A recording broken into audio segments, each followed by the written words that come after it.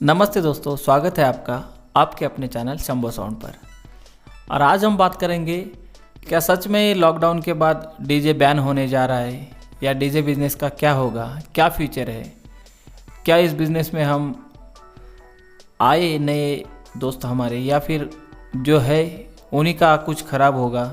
ये सारे पॉइंट हम डिस्कस करेंगे और डिस्कस करेंगे कि इस बिज़नेस का क्या फ्यूचर है।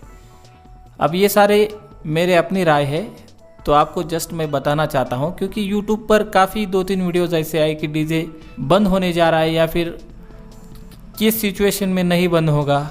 ऐसे अलग अलग पॉइंट्स पर उसमें डिस्कस है, अलग अलग तरह के वीडियोज़ है, उनके बारे में मैं कुछ नहीं कहना चाहता। मैं अपना व्यूज़ तुमको बताना चाहता हूँ, तुम सभी को, मेरे दोस्तों को। तो आज हम सारे पॉइंट डिस्कस करेंगे। उससे पहले रिक्वेस्ट करूँगा कि आप चैनल को सब्सक्राइब कीजिए और साथ ही बेल आइकन को इनेबल कर दीजिए ताकि आने वाले वीडियोस आप देख सको। तो चलिए शुरू करते हैं। तो सबसे पहली बात मैं बेसिक से शुरू करूंगा, यानी पूरा अगर हमें डिस्कस करना है तो पूरे पॉइंट्स कवर करने होंगे। तो जब हम डीजे बिजनेस या डीजे साउंड बिजनेस की बात करते हैं तो जनरली हम जैसों के बारे में ही सोच लेते हैं और समझ लेते हैं कि ये इतना ही बिजनेस है। यानी कि मान लीजिए मेरे पास 4 बेस 4 टॉप का ड्यूल वाला सेटअप है, तो मैं समझ लेता हूँ कि मैं जिस तरह से इसे गाड़ी में लगा के यहाँ वहाँ जहाँ पर ऑर्डर मिलते हैं उस टाइप का बिज़नेस करता हूँ, उसी टाइप का ये बिज़नेस है हर जगह, या यही एक बिज़नेस यही लिमिटेड है। तो ऐसा कुछ भी नहीं है। तो मान लीजिए कि हमारे बिज़नेस में काफ़ी सारे अलग अलग टाइप है और जिनसे हम काफ़ी अलग है, इसलिए उनसे हमारा कोई वास्ता है ऐसा हमें लगता नहीं है, लेकिन है तो सारा डीजे साउंड बिज़नेस ही। तो समझ लीजिए शुरुआत में कि जैसे कि शहरों में पब्स होते हैं, इन पब में काफ़ी अच्छे अच्छे सेटअप लगाए हुए होते हैं। यानी किसी पब में ये ऑनर के ही इंस्टॉल सेटअप होते हैं या फिर उन्होंने ये रेंट पर हायर किए हुए सेटअप होते हैं। तो ये भी ये डीजे साउंड सेटअप ही है। दूसरी बात है कि कहीं भी आप जाइए वाटर पार्क में, वहाँ पर आपको डीजे साउंड सेटअप दिखाई देगा और काफ़ी अच्छे बड़े सेटअप वहाँ पर लगाए हुए होते हैं। वो भी डीजे साउंड बिजनेस ही है। वहाँ पर भी वो रेंट पर मंगवाते हैं या फिर उनके अपने होते हैं वाटर पार्क ऑनर ग्रुप के। तो ये दोनों जो मैंने क्राइटेरिया या जो पॉइंट मैंने आपको बताए पब के या वाटर पार्क के, ये मुझे सिर्फ इतना ही मैं सोच सका। इसके अलावा और ऐसी जगह हो सकती है ढेर सारी जहाँ पर डीजे साउंड यूज किया जाता है। और अब आते हैं हमारे पॉइंट पर, यानी हम कहाँ पर सेटअप बजाते हैं। हम जैसे लोग जनरली मिडिल क्लास या लोअर क्लास कहेंगे, अपने आप को जो कहे वो बेहतर है। जैसे हम बजाते हैं कि शादी में, जो शादियाँ घर पर है, लॉन में है, इस तरह की, या फिर बर्थडे पार्टी जो घर पर है या किसी छोटे बड़े हॉल में है, इस तरह की पार्टीज में हम डीजे लेकर जाते हैं। और रही आखिरी और बहुत ही महत्वपूर्ण बात, वो है रोड शो की। यानी जो हम रैलीज करते हैं, या बारात की हो या रोड शो जिसे हम कहते हैं, कोई त्यौहार का हो, गणपति जैसे या नवरात्र जैसे त्यौहार का, इस टाइप के ऑर्डर्स हो। तो ये 2-3 प्रकार में हम हैं, बाकी के प्रकार जो है उसमें हम नहीं हैं, लेकिन वहाँ पर भी डीजे साउंड ही यूज किया जाता है। तो जब हम डीजे बैन का अगर कोई ख्याल हमारे दिल में आता है तो हम सिर्फ अपने बारे में सोचते हैं, बाकी लोगों के बारे में नहीं सोचते हैं। यानी कि मैं आपसे कहना चाहता हूं कि जब भी, यानी ये हमारा दूसरा पॉइंट है कि अगर हम बैन की बात करते हैं तो किस टाइप के डीजे बैन होने की बात करते हैं। तो सबसे पहले हम अपने आप को ही समेट लेते हैं इस चीज़ को कि ये रोड शो बंद हो जाएंगे, यानी रोड पर हम डीजे नहीं बजा सकते, लॉन में नहीं बजा सकते, या बर्थडे पार्टी या इस तरह के छोटे मोटे हॉल में हम डीजे नहीं बजा सकते। लेकिन ये इतने पर ही सीमित नहीं है। यानी कई ऐसे होटल भी है जहाँ पर बर्थडे पार्टीज़ के लिए या रिसेप्शन पार्टीज़ के लिए भी डीजे लगते हैं, तो वहाँ पर भी कभी भी बैन नहीं होगा, या पब और वाटर पार्क में कभी भी बैन नहीं होगा। तो इन तीनों जगहों को बैन में हम क्यों नहीं समझ लेते हैं, उसको हम आगे डिस्कस करते हैं। तो उससे पहले डीजे क्यों बंद नहीं होगा, इसके कुछ पॉइंट देख लीजिए। अब ये एक प्राथमिक ज़रूरत यानी इस तरह से हो चुका है कि दुनिया में इतना ज़्यादा स्ट्रेस है, यानी कि आप अगर भले भांति खा रहे हैं 3 टाइम का 2 टाइम का खाना, लेकिन आपके किसी नेबर के पास अगर 4 व्हीलर है तो आपको इस बात का स्ट्रेस होगा कि यार मैं कब 4 व्हीलर खरीद लूँगा। जो कंपनी में जॉब करता है उसे उसका टीम लीडर, एचआर जो भी है वो काफ़ी तंग करता है, क्योंकि उसको अपने ऊपर जो बैठे हैं बॉस, उनका टारगेट कंप्लीट करना है। इसलिए वो जो उसके नीचे काम कर रहे हैं, उसके टीम में काम कर रहे हैं, उनको ट्रेस में रखता है। किसी कंपनी का जो ऑनर है, करोड़ों में बिजनेस होगा, लेकिन दूसरी कंपनी के कंपटीशन में उसे उतरना है, उसे अपनी कंपनी का ग्रोथ और दुगना चाहिए। यानी मेरा कहना ये है कि हर कोई ट्रेस में है। यहाँ तक कि स्टूडेंट को भी ले लीजिए, उन्हें भी अपने अच्छे अच्छे गोल्स है, टारगेट्स है, उनको अचीव करने के लिए उन्हें भी ढेर सारा ट्रेस है। तो इस ट्रेस से बाहर निकलने के लिए एक ही है चीज़ जो उसे बाहर निकल सकती है हर किसी इंसान को, और वो है एंटरटेनमेंट।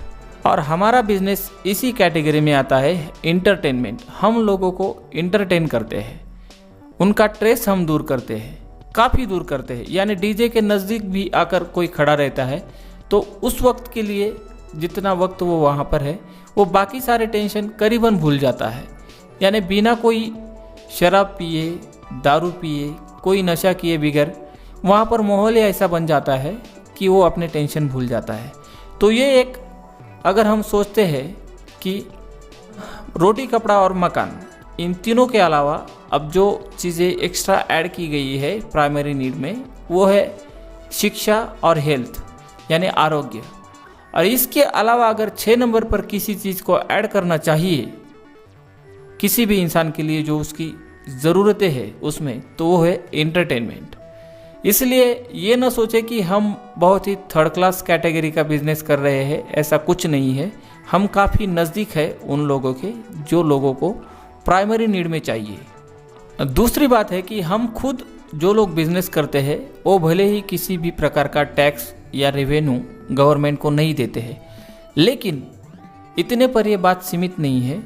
जो बड़े बड़े मैन्युफैक्चरर है या इंपोर्टर है, बाहर जो देश है वहाँ से मैन्युफैक्चर्ड चीज़ें इंपोर्ट करते हैं या स्पेयर पार्ट इंपोर्ट करते हैं, उन सभी पर तो गवर्नमेंट अच्छा खासा रेवेन्यू कमाती है।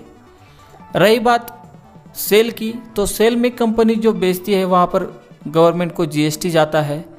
तो ऐसी कोई बात नहीं है कि हमारे जो साउंड बिजनेस में जो इक्विपमेंट लगते हैं, जो चीज़ें लगती है, उन पर सरकार कमाती नहीं है क्या? तो बहुत सारा पैसा कमाती है और बहुत बड़ा रेवेन्यू हमारे बिजनेस से सरकार को जाता है, लेकिन डायरेक्टली जाता नहीं है, ये इनडायरेक्टली जा रहा है। दूसरी बात है कि इस बिजनेस से काफ़ी सारे लोगों को रोज़गार मिल रहा है। जैसे कि मैंने अभी डिस्कस किया, फैक्ट्रीज, वहाँ पर काम करने वाले लोग यानी इंजीनियर लोगों से वहाँ से वर्कर हेल्पर तक।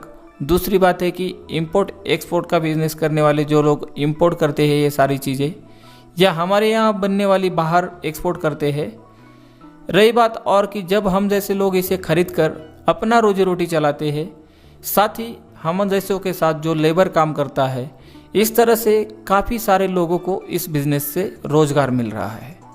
और बात यह भी है, अगर हमारे डीजे पर बैन करने की कोई गवर्नमेंट कोशिश करते ही पूरी तरह बैन करने की, तो हम लोग इस पर ये सॉल्यूशन या इसके अगेंस्ट जा सकते हैं कि आप वाटर पार्क या पब में जो डीजे बजता है उसे भी बंद कर दीजिए, जो कि गवर्नमेंट कभी नहीं करेगा क्योंकि वहाँ से उनको रेवेन्यू मिलता है। तो इस पर हमारे कुछ जो समझदार वकील लोग हैं वो बोलेंगे कि आप गवर्नमेंट के साथ आर्ग्यूमेंट कर सकते हैं कि आप गरीबों के रोजी रोटी पर ही लात मारना चाहते हैं। और एक बात है कि हमारे जो सेटअप है ये पॉलिटिकल रैलीज के लिए यूज़ किए जाते हैं। यानी बैन होने के बावजूद जो एमएलएज है या कोई पावरफुल पॉलिटिकल लोग हैं वो हमें ऑर्डर देते हैं, और उनकी ऑर्डर जब हम करते हैं तो पुलिस भी कुछ नहीं कहती। यानी पॉलिटिकल लोगों को भी हमारे बिजनेस की ज़रूरत है। तो ये 5 पॉइंट है कि डीजे इन लोगों को लगता है या ये सारी ज़रूरतें हैं, इसलिए डीजे कभी भी बैन नहीं होगा, पूरी तरह से बैन नहीं होगा। उसके जो व्यूज़ है या उसका बिजनेस का जो तरीका है वो बदल सकता है। तो आगे बात है कि इन सारी चीज़ों पर सॉल्यूशन क्या है। तो जो भी हमारे 2 यूट्यूबर भाइयों ने वीडियोस बनाए हैं उन दोनों में भी कहा गया है, और मैं भी वही कहूँगा कि इस पर यह है कि हम भी गवर्नमेंट को डायरेक्ट रेवेन्यू दे, यानी हमारे इनकम में से भी कुछ पैसे गवर्नमेंट को अगर जाने लगे तो ये बिजनेस एथोराइज या लीगल हो सकता है पूरी तरह से, हमें कहीं भी रोका नहीं जाएगा। तो ये हमारे लिए बहुत फ़ायदेमंद है। हालांकि साल के कुछ हमारी कमाई गवर्नमेंट को जाएगी ज़रूर, लेकिन हम पूरी तरह से लीगल हो जाएंगे इस बिज़नेस में, और इस बिज़नेस की इज्जत बढ़ जाएगी ऐसा होने से। अब इस बिज़नेस को चालान के अंदर या टैक्स के अंदर आने के लिए गवर्नमेंट कोई भी कोशिश नहीं करेगी, ये हम लोगों को ही करना होगा। लेकिन क्या होता है, हम कोई अगर ऑर्गेनाइजेशन बनाते हैं, कोई संगठन बनाते हैं, तो उसे चलाने के लिए लगता है पैसा। और ये पैसा कौन देगा?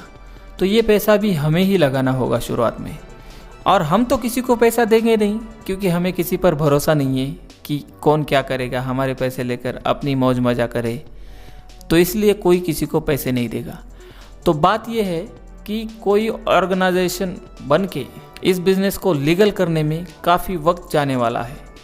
कोई कितना भी कोशिश करे तो होगा ये कि इस बिज़नेस को चालान या टैक्स के अंदर लाकर इसे पूरी तरह से लीगल होने में काफ़ी वक्त लगने वाला है। और ये हम जैसे लोग ही करेंगे, यानी हम नहीं करेंगे, हो सकता है हमारी अगली पीढ़ी करे, लेकिन ये होगा ज़रूर। एक दिन ऐसा होगा कि ये लीगल बिज़नेस पूरी तरह से होगा ज़रूर, गवर्नमेंट एथोराइज होगा। और जब हमारे कुछ लोग मिलकर कोशिश करेंगे तो हो सकता है जल्दी हो जाए। इसके काफ़ी सारे फ़ायदे होंगे हम लोगों को। कुछ पैसे गवर्नमेंट को जाएंगे ज़रूर, लेकिन हमारे सेटअप के इंश्योरेंस होना मुश्किल है आजकल, वो हो जाएगा। हमारे सेटअप के लिए लोन मिलना मुश्किल होता है, लोन पर सेटअप मिलने लगेंगे। यानी काफ़ी सारे फ़ायदे हो जाएंगे जिसको गिनना मुश्किल है। और लीगल हो जाएगा तो उस बिज़नेस का जो स्टेटस है लोगों में वो बढ़ जाता है।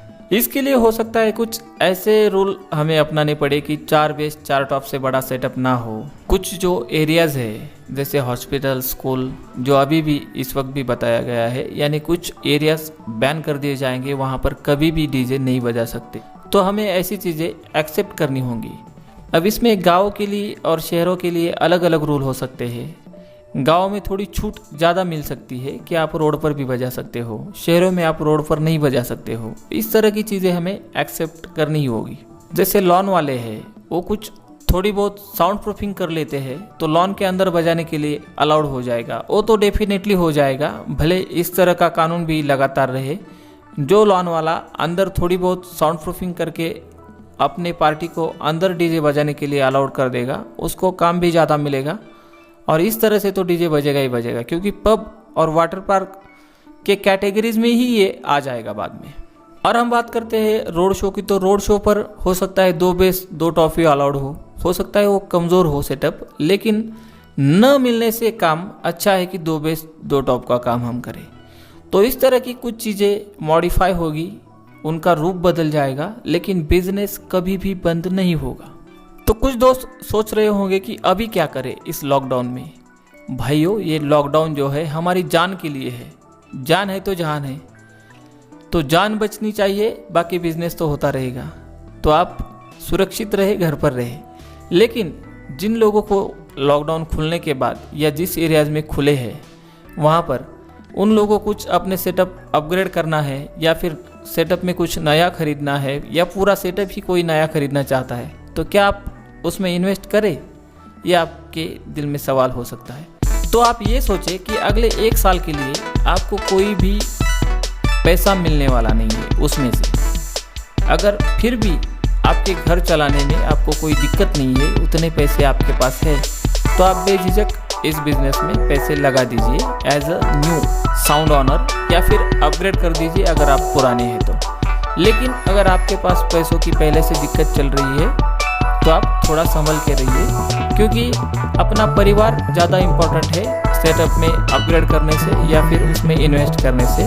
तो कुछ दिन रुक जाइए, हो सकता है ये सारी बातें अगले 1 महीने में 2 महीने में खुल जाए पूरी तरह से और शादियाँ पार्टियाँ अलाउड हो जाए, लेकिन हो सकता है कुछ ज़्यादा भी दिन लगे। तो इसलिए मैंने कहा कि आप 1 साल का अगर अपना घर चलाने का पैसा साइड में कर देते हैं, उसके बाद अगर आपके पास पैसा बचता है, आपके पास है, तो आप इन्वेस्टमेंट कीजिए, अपग्रेड कीजिए, जो करना है कीजिए, कोई दिक्कत नहीं है। Sound business, DJ sound business कभी भी बंद नहीं होगा, सिर्फ इसका जो बिजनेस करने का तरीका है वो बदल सकता है।